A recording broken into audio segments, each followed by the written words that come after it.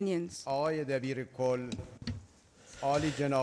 President, Mr. Secretary General, Excellencies, ladies and gentlemen, at the outset, I would like to offer my most sincere felicitations on your deserved election to the presidency of the General Assembly,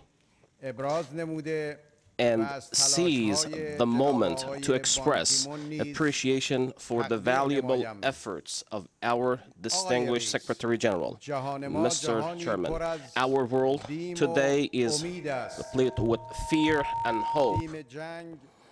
Fear of war and hostile regional and global relations. Fear of deadly confrontation of religious, ethnic, and national identities. Fear of institutionalization of violence and extremism. Fear of poverty and destructive discrimination. Fear of decay and destruction of life-sustaining resources. Fear of disregard for human dignity and rights, and fear of neglect of morality. Alongside these fears, however, there are new hopes. The hope of universal acceptance by the people and the elite all across the globe of yes to peace and no to war, and the hope of preference of dialogue over conflict and moderation over extremism. The recent election in Iran represent a clear, living example of the wise choice of hope, rationality, and moderation by the great people of Iran.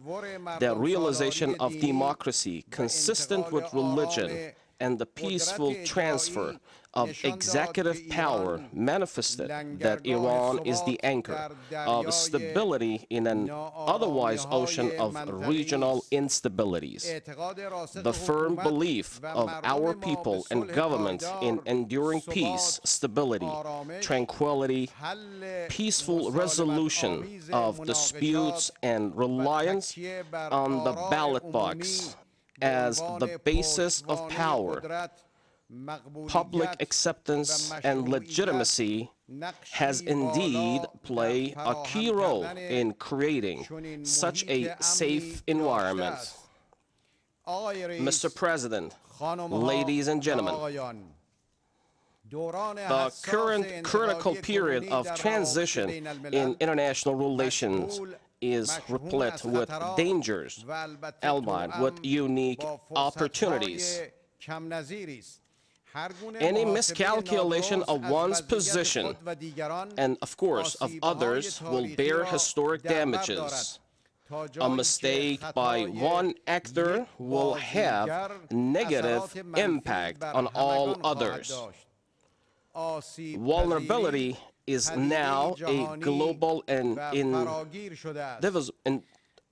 phenomenon. At this sensitive juncture in the history of global relations, the age of zero-sum game is over. Even though a few actors still tend to rely on archaic and deeply ineffective ways and means to preserve their own superiority and domination, militarism and the resource to violence and military means to subjugate others are failed examples of the perpetuation of old ways in new circumstances. Coercive economic and military policies and practices geared to the maintenance and preservation of old superiorities and domination have pursued in a conceptual mindset that negates peace, security, human dignity, and exalted human ideals.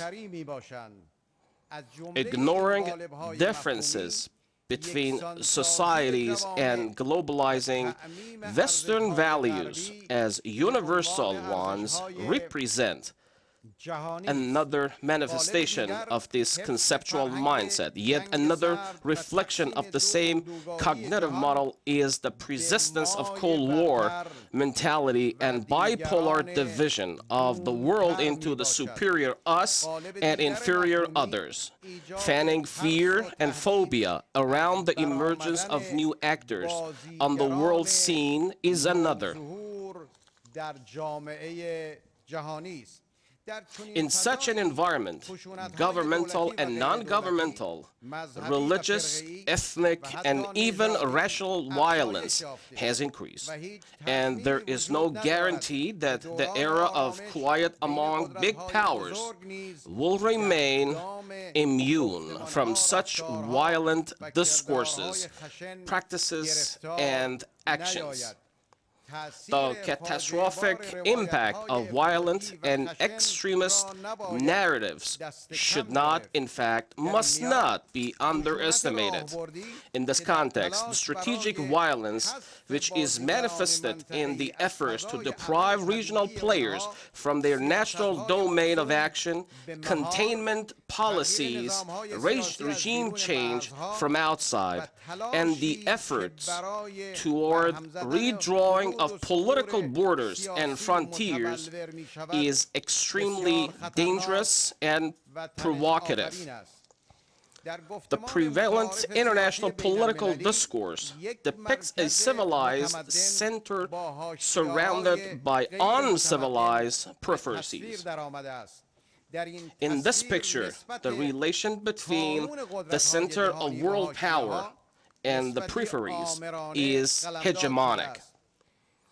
The discourse assigning the North the center stage and the relegating the South to the periphery has led to the establishment of a monologue at the level of international relations, the creation of illusory identity distinctions, and the current prevalent violent forms of xenophobia are the inevitable outcome of such a discourse.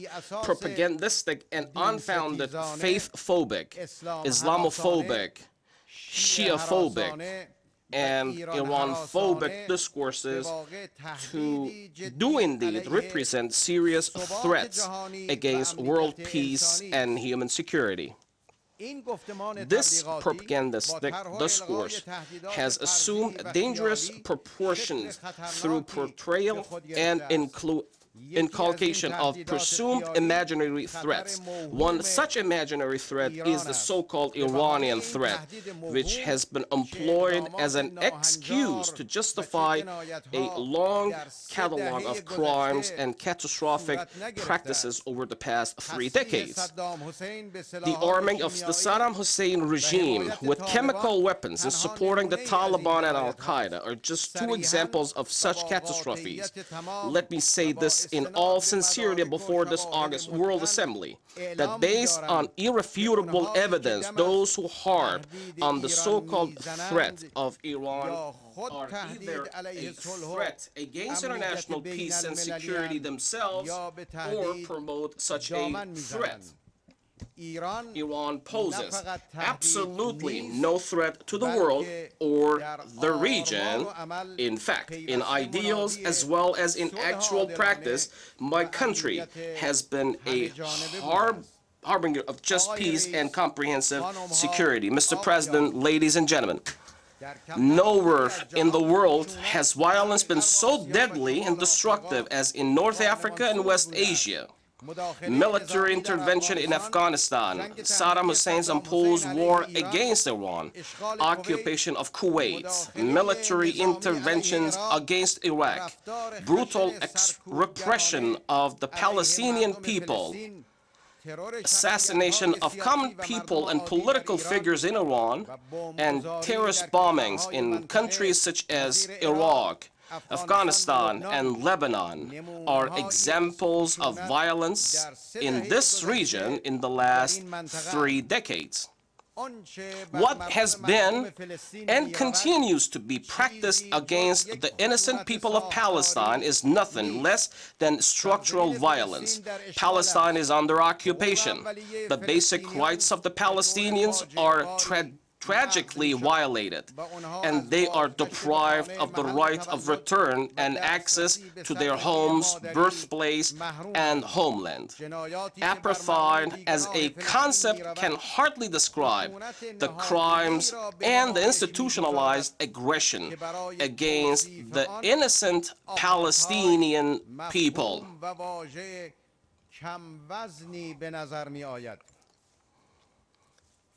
The human tragedy in Syria represents a painful example of catastrophic spread of violence and extremism in our region.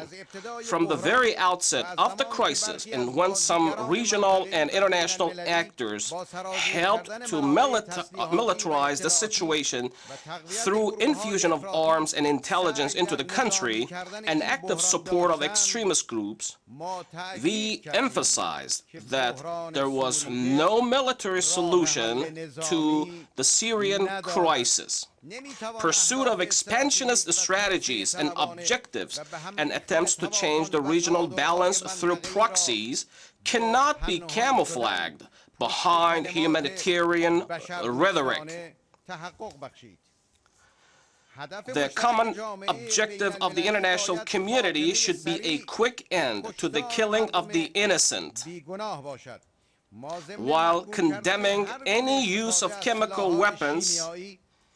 We welcome Syria's acceptance of the Chemical Weapons Convention and believe that the access by extremist terrorist groups to such weapons is the greatest danger to the region that must be considered in any disarmament plan. Simultaneously, I should underline the illegitimate and ineffective threat to use, or the actual use of force will only lead to further exacerbation of violence and crisis in the region. Terrorism and the killing of innocent people represent the ultimate inhumanity of extremism and violence. Terrorism is a violent scourge and knows no country or national borders. But the violence and extreme actions such as the use of drones against innocent people in the name of combating terrorism should also be condemned. Here, I should also say a word about the criminal assassination of Iranian nuclear scientists. For what crimes have they been assassinated? The United Nations and the Security Council should answer the question: have the perpetrators been condemned? Unjust sanctions as manifestation of structural violence are intrinsically inhumane and against peace. And contrary to the claims of those who pursue and impose them, it is not the state and the political elite that are targeted, but rather it is the common people who are victimized by these sanctions. Let us not forget millions of Iraqis who, as a result of sanctions, covered in international legal jargon, suffered and lost their lives, and many more who continue to suffer all through their lives. These sanctions are violent, pure and simple, whether called smart or otherwise, unilateral or multilateral. These sanctions violate inalienable human rights, inter alia, the right to the peace, right to development, right to access to health and education, and above all, the right to life. Sanctions beyond any and all rhetoric cause belligerence, warmongering, and human suffering. It should be borne in mind, however, that the negative impact is not merely limited to the intended victims of sanctions. It also affects the economy and livelihood of other countries and societies, including the countries imposing sanctions. Mr. President, Excellencies, violence and extremism nowadays have gone beyond the physical realm and have unfortunately afflicted and tarnished the mental and spiritual dimensions of life in human societies. Violence and extremism leave no space for understanding and moderation as the necessary foundations of collective life of human beings and the modern society. Intolerance is the predicament of our time. We need to promote and reinforce tolerance in light of the religious teachings and appropriate cultural and political approaches. The human society should be elevated from the state of mere tolerance to that of collective collaboration. We should not just tolerate others.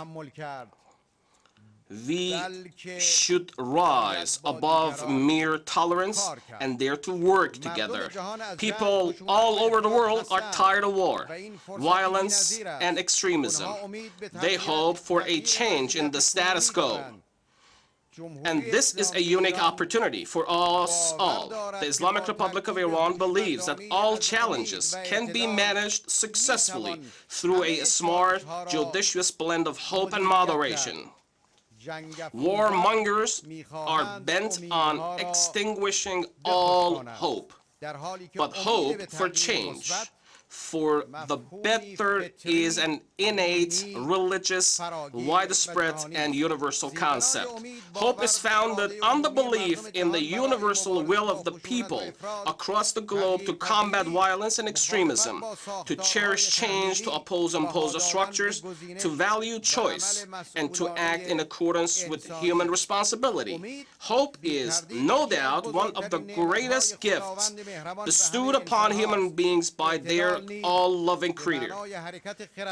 And the moderation is to think and move in a wise, judicious manner, conscious of the time and the space, and to align exalted ideals with choice of effective strategies and policies, while cognizant of objective realities. The Iranian people, in a judiciously sober choice in the recent elections, voted for the discourse of hope, foresight, and prudent moderation, both at home and abroad.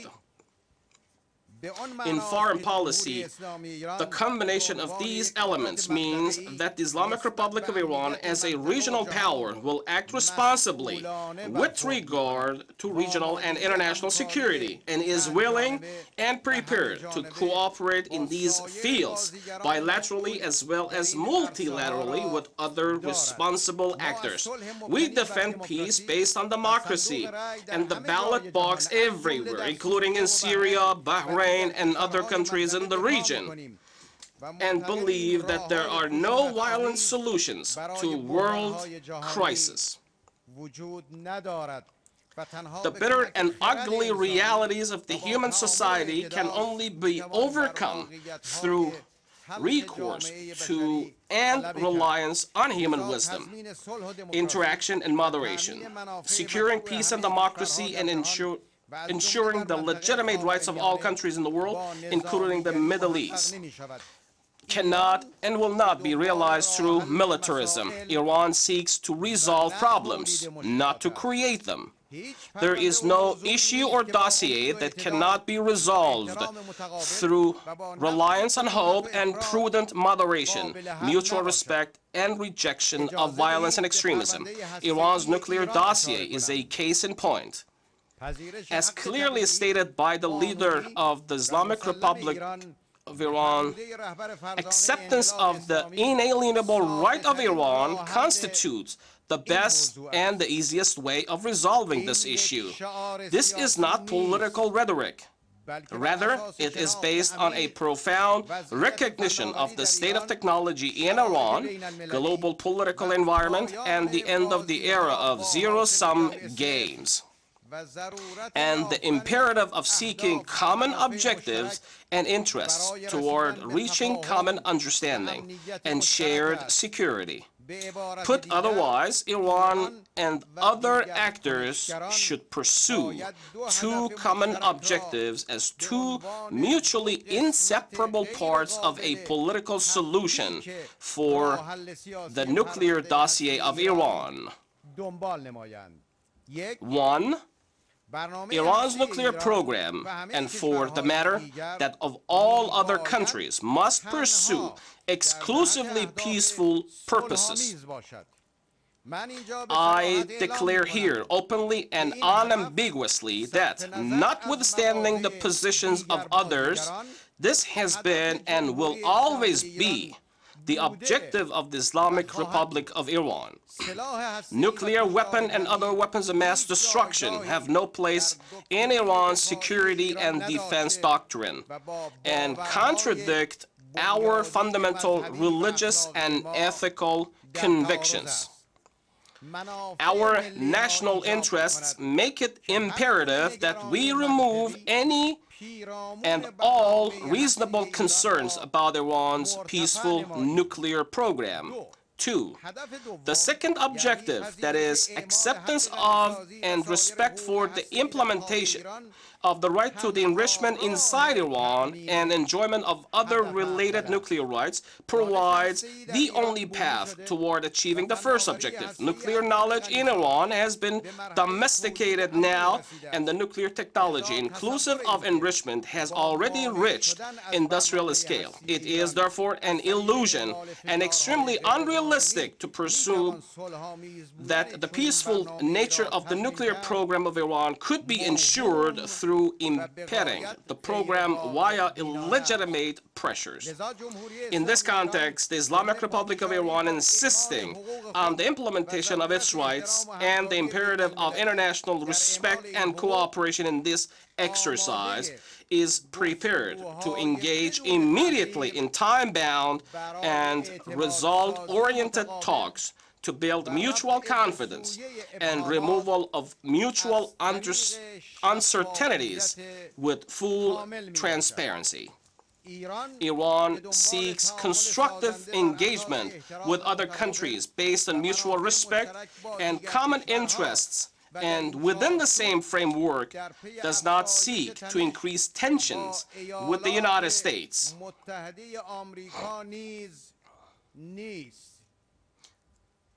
I listened carefully to the statement made by President Obama today at the General Assembly.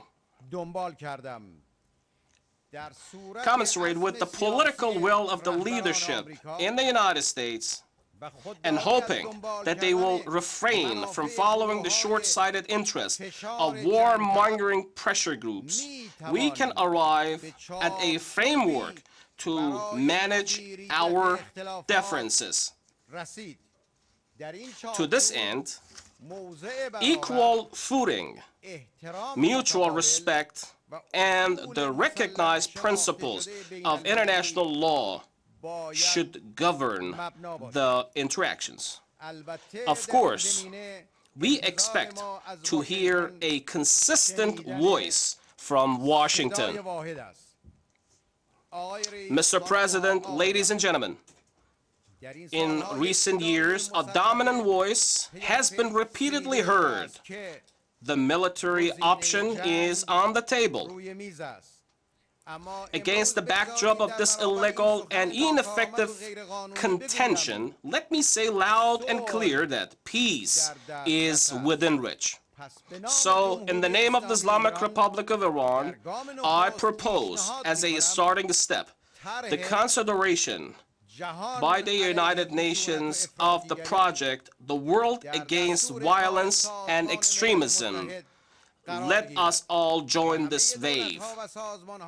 I invite all states, international organizations, and civil institutions to undertake a new effort to guide the world in this direction. We should start thinking about coalition for enduring peace all across the globe instead of the ineffective coalitions for war in various parts of the world. Today, the Islamic Republic of Iran invites you and the entire world community to take a step forward,